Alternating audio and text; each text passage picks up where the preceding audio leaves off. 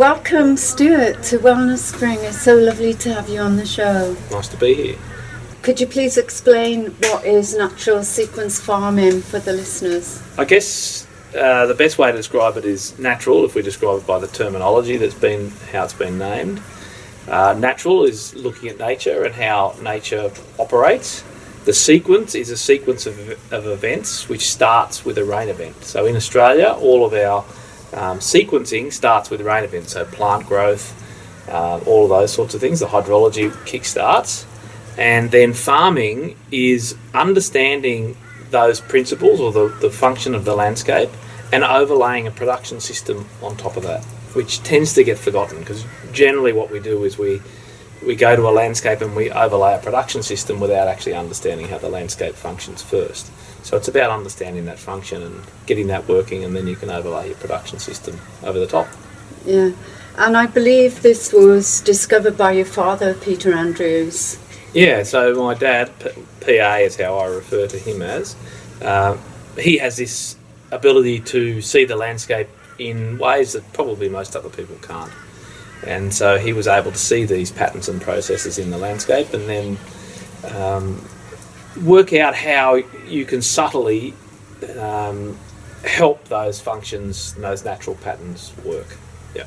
Yeah, having been around him, I know he's a creative genius. Like, he's so intuitive the way he reads the land, and having spoken to you last week, I know that your gift is actually teaching.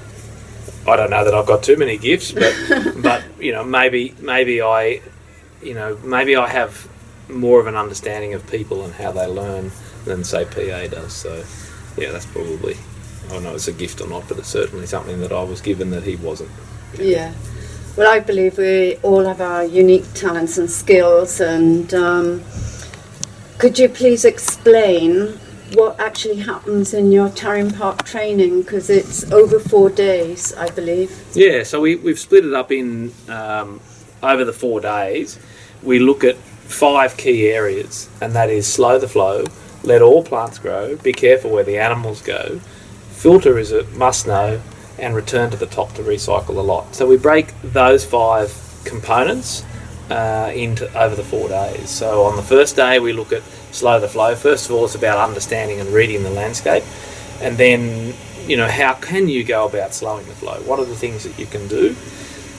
And then on day 2 we're concentrating more on the plants. So why do plants grow? See, a lot of plants people demonise because they consider them to be weeds, which is fair enough, because there's times where if you've got too many of those sort of plants in the system, then productivity is not going to be functioning so well if you're running livestock or cropping. So we look at reading the plant to understand what's the plant telling you about the condition of the landscape, and what is it that we possibly could do to help it do its job so it doesn't need to be there anymore and we can have a plant that's more suitable. And then be careful where the animals go, because the Australian continent principally evolved without the hard-hoofed animals which we currently use in our production system. It's understanding that this landscape, the Australian landscape on settlement, is more sensitive to those hard-hoofed animals because it didn't evolve with those as part of that landscape. So what areas are most sensitive? How can we manage those animals around so that we still can have them as part of our production system, but they're not causing the damage? And then we've got filtering, so we're talking about reintroducing wetlands into our system. So how do we go about building and creating wetlands so that we're filtering our nutrients? And then as a result of the nutrients being filtered, how can we utilise the fertility that's been captured and take it back up to the top of our system so it starts the process again? That's pretty much the makeup, and so we give people the tools of how they can go about doing all those things. Yeah, and how do you bring the fertility back up? Oh, there's various ways. You can move fertility by baling up biomass, so plants, whatever plants are growing down in your lower area, wherever you're capturing fertility, you can harvest that biomass in whatever means makes the most amount of sense to you. You can use your animals. They're not the most efficient way of moving fertility, because the way they move fertility is in their manure or their urine, of which if you put it higher up in the landscape it could be washed away again. So you sort of defeat the purpose a little bit depending on how you're managing your landscape. So moving a product is by far the best and most efficient way of achieving that. There's other gains that come from moving the material that you don't get from moving the manure, and that is that any material, organic matter that's moved, has an ability to hold a considerable amount of water.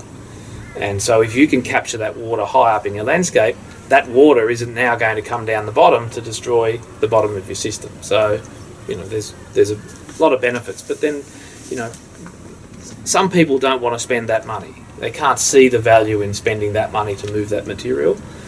But that's a personal choice. It's up to everybody. All we ask is that people give it a go, and if they get the production results, I'm sure they'll continue to do it. Yeah, and who is your target market? Is it for small farmers, hobby farmers, large-scale farmers? It doesn't matter. Anybody who's on a piece of landscape, doesn't matter. Anybody is able to utilise this information. Doesn't matter whether you're a suburban person working on your backyard. You can do it in your backyard. It just becomes a lot easier because it's a smaller part of landscape, and you can probably do it with hand tools rather than machinery. It's applicable to anybody. The people that would come to our course probably wouldn't be people working in their backyard, because the course is not, I don't believe it's expensive, but it's certainly a reasonable amount of money to have to spend, and anybody who's not getting some sort of production off of their landscape would probably, they probably wouldn't want to spend that money on education, but who knows. We get all sorts of people coming. We get people coming along that are looking to buy a piece of land, even if it is only a small block. So they want to know, what do I look for in buying that piece of land? Do I want a place that looks perfect with all nice grass everywhere? Is that what I want? Because that's what most people think they want. But then I realise that landscape is probably 5 minutes away from falling apart. So we can teach them the signs to look for, read the landscape, and understand what the potential is and what position is that piece of landscape in today. And so, we get all varied types. I guess the ones that we would be focusing on are the ones that are going to have an impact as soon as possible on their landscape. Yeah, well, you mentioned cost, and I believe there's a huge cost to buy chemicals to put on the land. So that would be enormous. And a lot of the arguments people say to us, the farmers, as we've been travelling around, is either it's my land is too flat, or it's too dry, or it's too hilly, it's too wet. Is there a particular type of land, or can your system be used on any type of land? It's probably fairly important that it rains on that piece of land at some point. It doesn't have to rain all the time, but it probably has to rain sometimes. So I don't think there's any piece of landscape that it doesn't rain on that somebody's having a production system on. Otherwise, they wouldn't have a production system there. So this is relevant everywhere. There's no land that's too flat. I hear the same things all the time. My land's too flat. Well, unless you live on Lake Eyre, it's not too flat. And even Lake Eyre there's things that you can do to make Lake Eyre more productive. But most people don't live in a true flat landscape. Wherever they are, water runs off. Otherwise, they are living in the middle of a lake. Yeah. So this is appropriate. Now, the difference being the flatter the landscape, the cheaper and the easier it is to fix. The downside is that the areas you would possibly be wanting to work on may not necessarily be on your block of land, the piece that you have the management over. It could be on another person's piece of land, because as you get flatter, everything moves wider and spreads out. So, but it's applicable everywhere. Doesn't matter. For me, having not grown up in the countryside, I found it hilarious when Brian and I stopped at Lake Eyre and it was all shrubs, and the gentleman said he was a commodore of the yacht club there, and he said, come back in a few months, bring your trailer sailor, and you'll have a completely different experience. So, It's an amazing country, this one, but a big part of the problem is that the centre of Australia never used to be barren. It used to have plenty of vegetation in there, which it has the ability then to have a completely different climate. But it's become arid, over the years, long before white man came here. It was becoming arid, so therefore it doesn't have the potential impact on the rest of the continent, at least the eastern part of the continent, that it could have. So, anyway. And going back to costs, a lot of people say, they can't afford to lose production in the transitioning of the land.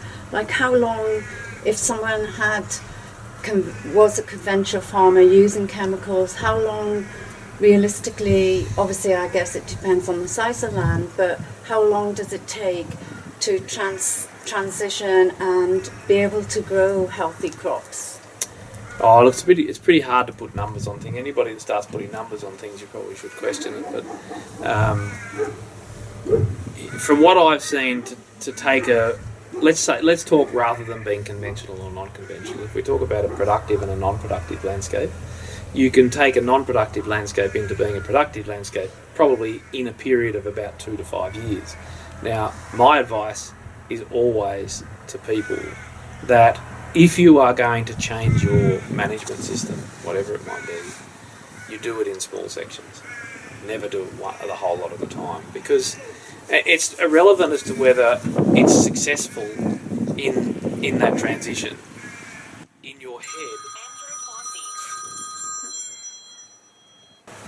your head,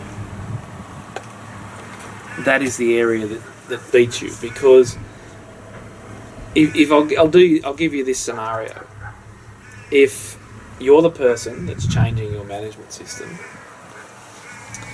and you have a whole heap of friends around you, farming friends around you, more than likely most of your farming friends think like you do, as you do today. Yeah. If you decide for whatever reason that you would like to change what you're doing, that will be the thing that will be the hardest thing to deal with, because most of the people around you will either think you're an idiot, or you'll think they think you're an idiot, or they don't want to talk to you, or you can't talk to them about what it is you're doing. So that's, I think, the most difficult thing, where if you just take a small section of your farm and do something different, you don't have to tell anybody. You can just do your own thing. You do your little experiment and you trial it, and if you can see that is making suitable changes or benefits to your landscape, you can then tell your friends. Now, or come and show them, which is even better, show them the results. Now, if they still think you're an idiot or choose to think you're an idiot, then maybe you need to find new friends. Because at the end of the day, you need to surround yourself with people that support you, not denigrate you, no matter what you do.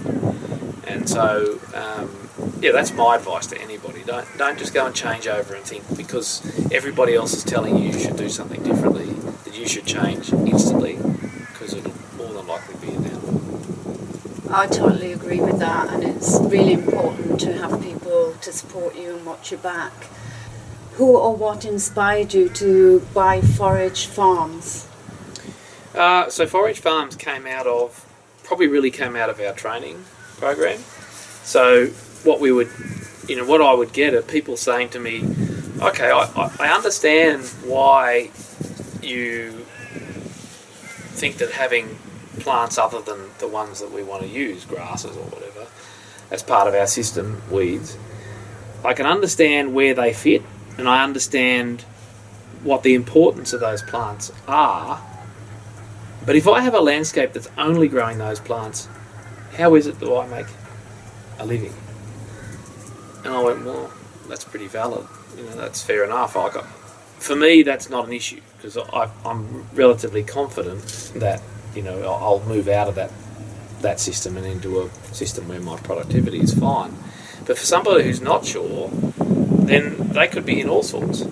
So we looked at what system could we run that allows the landscape to grow the plants that it requires today, if those plants happen to be predominantly weeds or ones that we would refer to as weeds. Then what production system can we overlay over that landscape while it gets to rebuild? We go out and we do whatever we're going to do to get the hydrology functioning, that's fine, but it still doesn't necessarily create productivity straight away.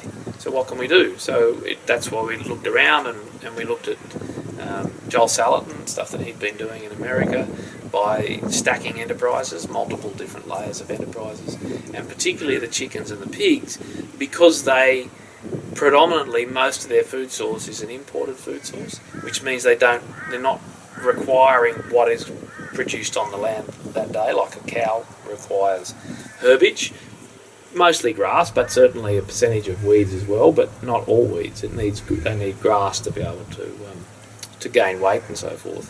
So chickens and pigs are what I would determine as primary colonisers. So like the plants that are on that piece of landscape who are primary colonisers, they're coming on there to start the process of rebuild, start the succession. So too, do we match that piece of landscape with an animal or a tool that's going to complement those plants? So chickens and pigs complement them, and just so happens chickens and pigs also like to browse on broadleaf plants rather than grass plants. So they are a perfect fit. So that's why we started Forage Farms. We thought, well, let's trial it. Let's see, can that work here? Is it going to be productive? Is it something, is it a model that people can use if they have a landscape that is degraded?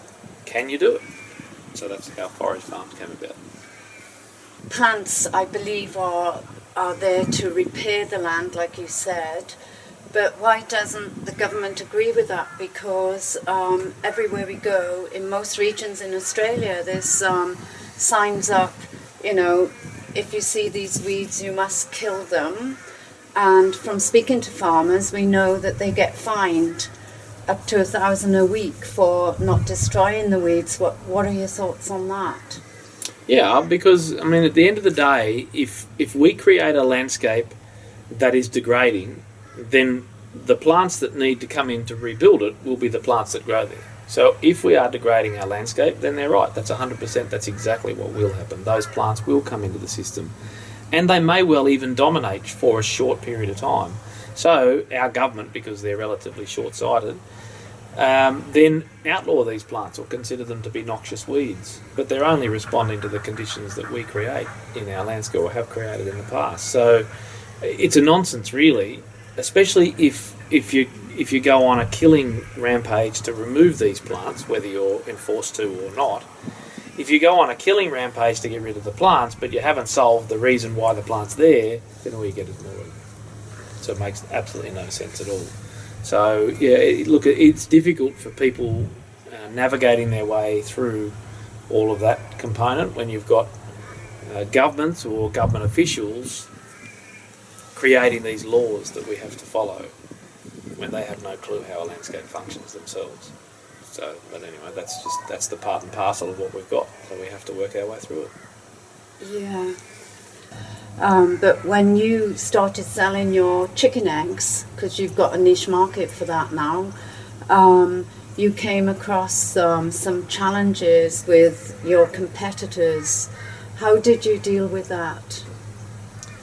I think the only way you can deal with, I wouldn't call them competitors, they're just other people producing, not the same way we're producing in a different way. The only way you overcome that is to grow a product that's better than theirs. And we know that this system produces a better quality product than the other systems that are out there. So I think that's the easiest way to do it. The hard part is getting our product into the marketplace and getting an opportunity, because our product does cost more to produce. So therefore ours maintains a higher price in the store. So to get somebody to look at our product on the shelf and decide to choose that over anything else, well, some of it's luck of the draw. I guess having packaging that looks appealing, because people are unfortunately fairly, easily fooled, I guess, by, they look at something, the packaging looks nice, so that draws them to that packaging or whatever. But I don't really know. At the end of the day, it's a time thing. All we need are people to try our products. From then, that's up to us. If we haven't produced a product that is better than others, then they probably should buy the others. Yeah, we let the customers choose at the end of the day. How can you see the way forward with helping to educate the mass about the benefits of eating healthy, organic, or should I say natural food? Because not even if it says organic doesn't mean to say there's no chemicals or pesticides, herbicides. Yeah, that's the challenge, isn't it? You think an organic product should be the best quality product on the shelf, but is it? And I would suggest that the answer is no, not necessarily. Once upon a time it probably was. If you were working with smaller organic farmers, then I would say probably 100% you'd be right, because most of the smaller operations are in it for a reason, and that is to produce a better quality product. But probably 20 years ago, we had larger producers coming in because there was a financial benefit to be organic. I don't think they're doing it for the same reasons, therefore the quality of the product isn't as good. How do you get consumers on board? I mean, I guess the easiest way to do it is to meet the price. The trouble is that if you lower the price of a better quality product, then that person ends up going broke because they probably can't produce it for any less because it's costing them that much. That's why the product is at that price. I guess the easiest way or the best way to do it is to increase the price of the other products. That would be the sensible way. So if you increase the price of those products, then everybody's paying something similar, and then they can make a choice on quality alone and not what it looks like, what it tastes like.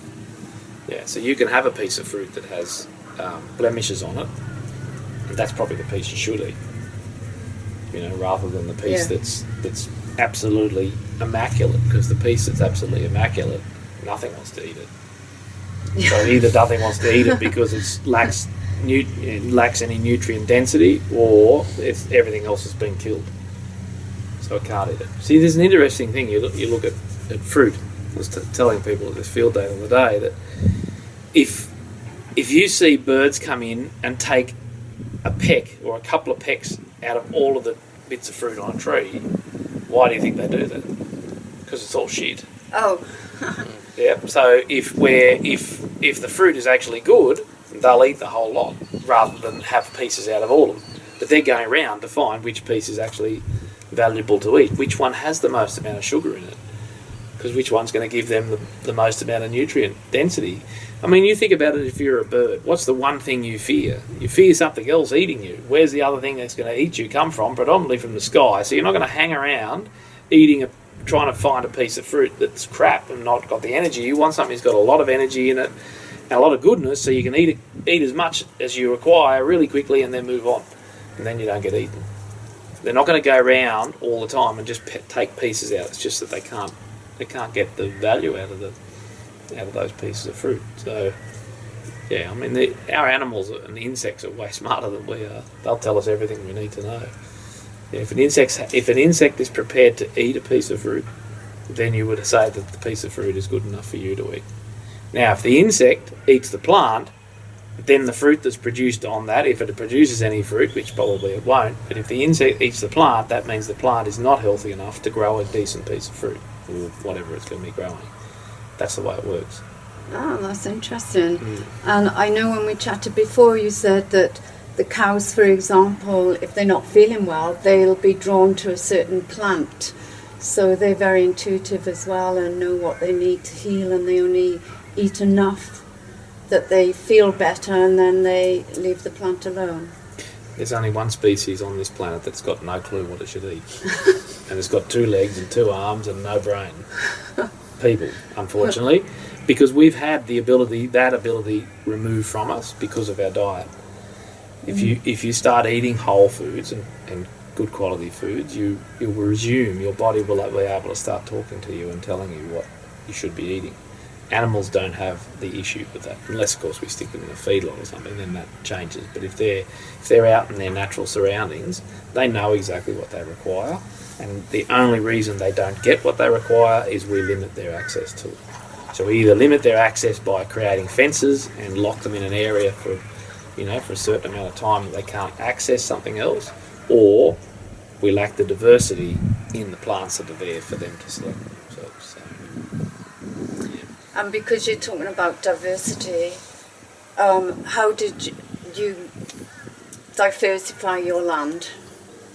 By diversifying the animals, that's a good way of doing it, which is what we've done here. So as soon as you change the species of animals, then you change the species of plants, which increases. So some animals, will have a closer relationship with a certain lot of plants, so those plants will grow more so for that animal, and then another one for a different plant, and so you get all of these different plants in there. But you can alter it in all sorts of ways. You can alter it by how you graze. If you're grazing If you're running grazing animals, how you graze, whether you graze hard, whether you graze soft, it alters how the plants that are required to be there in that piece of landscape respond to the management only.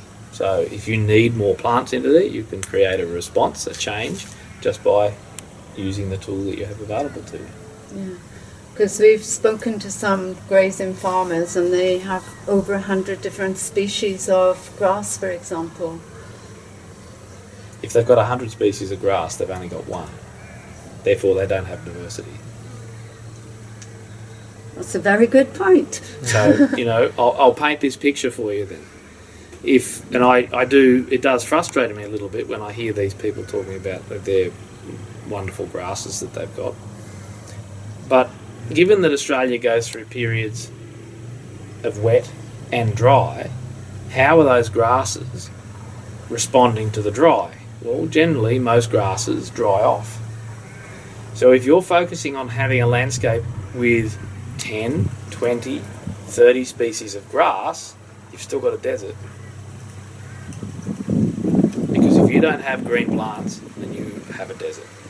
That is the technical meaning of a desert. So all of those people who think they're doing a wonderful job and growing lots of species of grass only, then they are creating deserts at certain times of the year. Right. And recently we've met a few interesting people who have designed natural fertilizers. What are your thoughts on those? Could that be the way forward for changing from chemicals to natural? Oh, for sure. Yeah, no, there's plenty of good products out there that people can make them on their own farm, brew stuff up to increase biology and all that sort of stuff. I mean, you can do as much as you like. What it does is it shortcuts time, so it speeds the process up. If you allow plants to do it, and you have all plants as part of your system, the plants associated with the biology in the soil will do all of that stuff for you. But it might take, years for that to happen. Or you can be brewing up your own biology or your own fertility to speed the process up. That's fine. It's no different. It's no different to what we talk about. You can go out and build contours to get your hydrology working and wait for it to rain. Or if you've created the system where you're able to capture some water at the lower part of your landscape, you can pump that water back up to the top of your system and start the process without the rain. It's up to you. Yeah. You can get the system moving faster, or you can wait. Depends what you've got going on and how critical it is that your system works soon. Yeah. Going back to your training, because I know a lot of people have asked me this, if they do the 4-day training, are they set to go then, or will they still need follow-up from you, or do advanced classes or something like that? No, most people should have the skills to be able to go out and implement something at the time they leave our course. I think the one thing that people probably require after is an assistance in how to read the landscape. What to do is not such a problem. It's where to do it. That seems to be a common theme. That, because they might come and do, wherever they do the course, they go back to their own block of land, and I think they just get a little bit confused. And, humans are really good at overthinking everything. We spend our entire time looking at complexity rather than simplicity. If we focus on the simplicity, then we don't let the complexity stop us from doing anything. But I think people go home and they start looking at their landscape, and all of the things that they learned at the course to read the landscape they forget or can't do. So they sometimes need that other eye to come over it and say, yep, there, yep. Usually what I get is, oh look, I've got these ideas, but I would just like it if you could, or someone could come and confirm for me that I'm right. I usually say, listen, just do it anyway. Doesn't matter, you'll find out. Yeah. You're better off to be doing something. But if you want me to come, that's fine. I'll come, or someone else can come there, and we can certainly show you where to start, if that's what you require. If you need more, if you need assistance to build it, well, then we can arrange that too. We can arrange people to help you do that. And everybody's different. When I started the training, I just assumed everybody would be like me. They jump on a machine, start building it. Apparently not. Apparently those people are few and far between. Most people are too busy, don't have the skills, don't want to, whatever. So they'd rather bring in somebody else, which That's fine. It's just, it's just a cost, isn't it? So Yeah. if it's a cost that you're prepared to wear, then that's what you do. And, the initial outlay is far cheaper than paying for chemicals every year to keep the crops growing. Well, see, the thing is with the work that we talk about is you only have to do it once. It really frustrates me a bit when people start saying, oh, well, it's a cost. Well, so is putting up a bloody fence. It doesn't stop you putting up the fence, does it? You consider the fence to be part of your management. Why the hell wouldn't you consider managing your water to be part of your management? No different. And maintaining the fence, how's that different to maintaining the contour? If the fence wire, if you get a broken wire in the fence because a kangaroo went through it, do you just leave it unbroken? Or do you go and straighten it back up again? Well, you go and straighten it back up again. Yeah. So if you've let your cattle or something walk over the top of a bank and it's not working as well as it could, you go back and fix it up. It's it's just stupid stuff. And I think that's a lack of understanding. Look, at the end of the day, if people don't see the value in doing something, then don't do it. Exactly. If you think about it like this, let's say someone comes and does our course and they spend $3,000 to come and do the course. They go home and they spend, I don't know, $3,000, $5,000, $6,000 putting in contours. They would pay that system off, the training and the courses and the contours they'd probably pay off within the first 2 to 3 years. From then on, unless you're only going to live 2 or 3 years, I guess that's not so good, but if you're going to live longer than that, then it's all productivity from there. You can't get that out of chemicals or fertiliser because you have no control over the cost. That cost will continue to go up year on year on year on year forever. And there's all the other components with utilising any of those products, but that's a personal choice. But this, you have the ability to at least manage the cost. Once you've done it, that's the cost. Once it's done, you don't have to do anything. It all works by itself. Yeah, and for a lot of people listening, the cost of your training is probably the same price as what they're paying for chemicals for 1 year only, or less. No way. No. There's people's chemical bills, depending on the size of their place, would be, anywhere from 10 to hundreds of thousands of dollars to millions of dollars of chemicals. No, there's no comparison there. Well, I wouldn't even bother trying to compare those two. Yeah. It's probably more you would focus on the fertiliser. So the fertiliser inputs are something to grow a product rather than a chemical which is to kill a product. If you can minimise how much fertility leaves your landscape, then you're already more productive. So the numbers we use, 80% of the fertility leaves your landscape through erosion. That's the movement of water either across the surface or through the profile of the soil, leaching nutrients away from plants' roots. That's where most of your fertility is lost. If you can minimise that, then there you've already made money without having to bring anything on at all. So, but see, people don't realise. They don't realise how much fertility leaves their landscape every time it rains.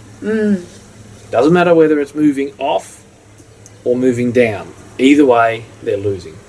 They now need a plant, if it moves down, to bring it back up. Well, if they haven't got the suitable plants, they're not bringing it back up. Therefore, it's lost.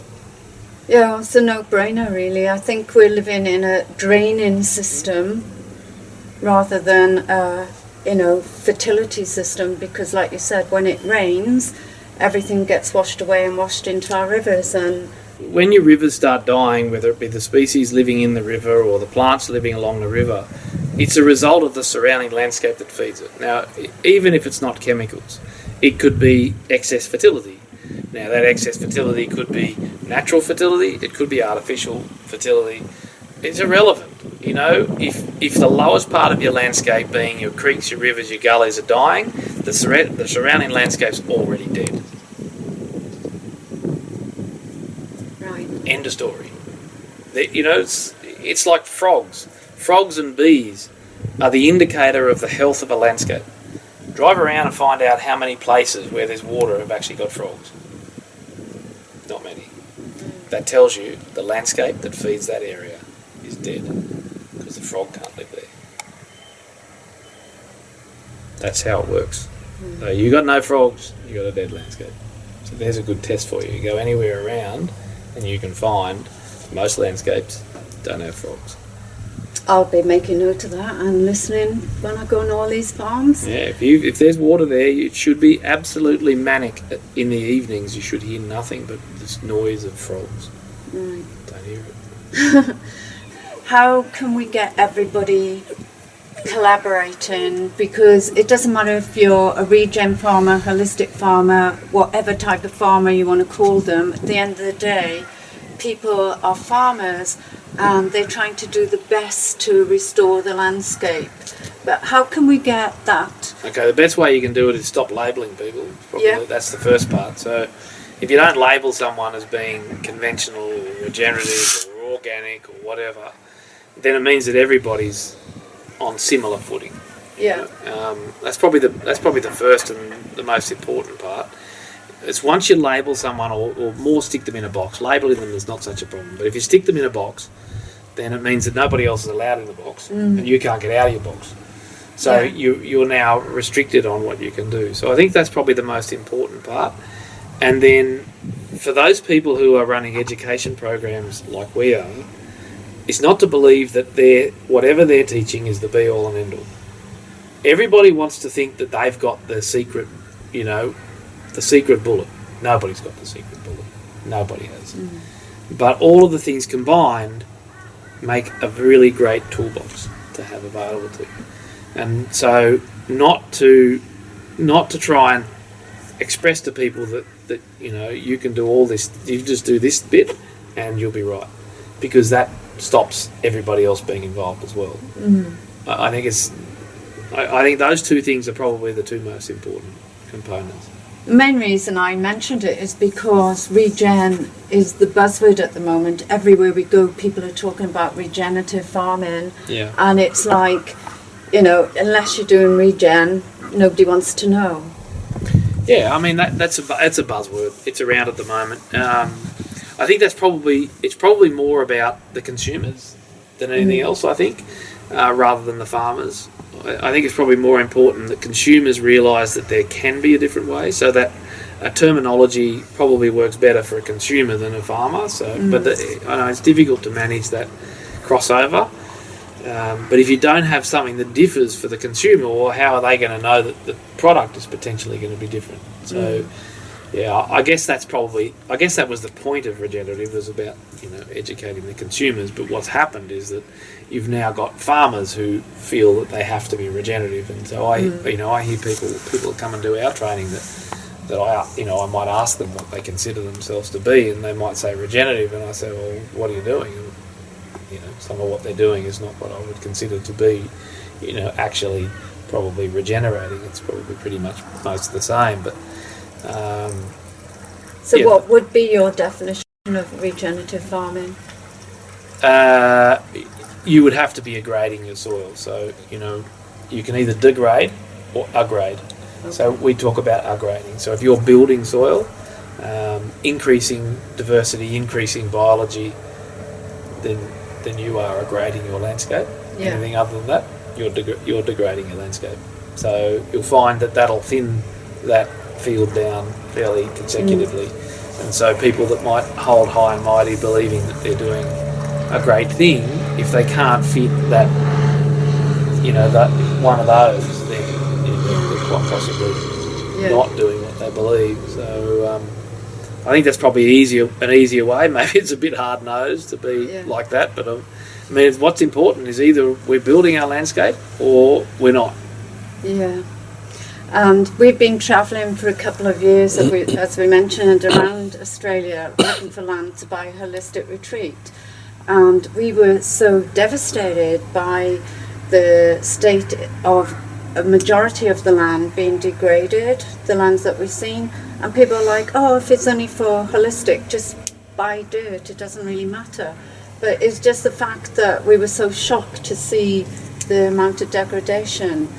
And for me, especially if I want to grow fruit and vegetables on the land, I believe our health is our best wealth. And it doesn't matter if you're vegan or a carnivore or cannibal, whatever you want to call it, whatever you eat, it all starts from the soil. So whatever we put into the animals, whatever we grow for fruit and vegetables, it's what we're putting into our bodies. And it's, if I had a Ferrari, I'd be putting the best fuel into my tank. And this is how I operate in life with my food that I eat. Yeah, but look, the beauty is that the information is out there today that you can turn a degraded landscape around pretty quickly. Yeah. So it wouldn't matter if it was degraded. You know, all you got to do is have the skills to know what you can do. Now, it depends on what sort of production system you're wanting to put on the degraded land, which was what we talked about with Forage farms. Yeah. If you were planning on running beef cattle or sheep or something like that, and you have a degraded landscape, you're probably not going to produce very good quality meat. But if you're wanting to grow plants, then you can bring in nutrients, you could bring in mulch, get your hydrology functioning, and those plants will be perfectly healthy, even though the landscape they're growing in at that point is degraded, because you can get the system working. So it's just it's a matter of complementing the piece of land with the production system that piece of land is capable of handling today. Thank you. That's as easy as it is, and that's why it's important to be able to go around and look at a piece of landscape and determine, like, as I said, you could go and look at a piece of landscape that's got beautiful pasture. That doesn't mean it's not degraded. It just means that there's potentially a lot of chemical or a lot of fertiliser utilised to maintain that. I mean, you go and look at a horse stud. Look how beautiful horse studs look. They're sick. That whole landscape is sick. It's growing on artificial fertiliser and chemical. So, therefore, it's not a healthy landscape. Yeah. So, besides your delicious pasteurised and home grass-fed food, what is your go-to for wellness? Outside of our own food? Well, your wellness, could it be meditation? What do you do? Because you said you're a workaholic. Well, that's pretty much what I do. You know, that's what I do. I work. That's, you know, most of the time I guess I enjoy what I do. What I like is that we have a diversified business. So I'm, you know, Sunday I was delivering a field day on natural sequence farming. Today I'm fixing chicken houses here that got destroyed in a storm last year. That's what keeps me sane. You know? Right. And so I can mentally I'd have to say I'm pretty strong. You know, we've been through a lot in our family, and you know what I'm always conscious of is that most people are probably not as mentally strong as I am. Doesn't mean that I'm immune from anything either, because I have down days as well. But that's what keeps me going is change. You know, like the landscape. Yeah. How does the landscape keep doing what it does? It does it by changing. So it goes through seasons. It goes through cycles of wet, cycles of dry, changes the plant composition. All of those things create change, and that's what keeps it going. So long as we have change in our life, we're not just doing the same boring stuff over and over again, then that helps. Holiday would be good every now and then. I'm probably just about due for a holiday, or we are, or just about due for a holiday. And I would say that our work-life balance is probably not how it should be right now. There's probably too much work and not enough rest, which we are working on changing. But you have to get to the point where you've got other people that can fill your voids. So when you go away, you can feel comfortable that everything's going to be okay. I never worry about it. I leave and I know everything will be right. But other people here, namely Hamish and Megan, probably tend to worry a lot, which means they don't get to enjoy time being away. So you've got to get it so that they feel comfortable, and then so that's probably how I am dealing with that. I'm not sure about the rest of the team. You'd probably have to ask them how they deal with it. I think they'd probably rather go away on a holiday, but yeah. And do you have any sort of positive self-talks that you give yourself, or? I listen to podcasts. I listen to a lot of podcasts. I mean, our biggest interest is on eating well. Yeah. So we're focused on, you know, what can we do, whether it be, you know, what components we're utilising in our diet, not just where we source the products that we consume, but what the combination of products are, I guess. Like minimise things that are simple, keep everything to real food. Yeah. I think that helps your head a lot. You know, if you have foods that are simplified, then I think your ability to manage outside stresses really reduced a lot. Yeah. That's good news. And I always ask my guests, if there was one thing you could do to change the world, what would it be? One thing I could do to change the world. That's a difficult one. I mean, You're probably doing it. I would naturally say get our landscapes functioning. I think it's the most important thing we could possibly do, because it has the impact on the biggest part of the population.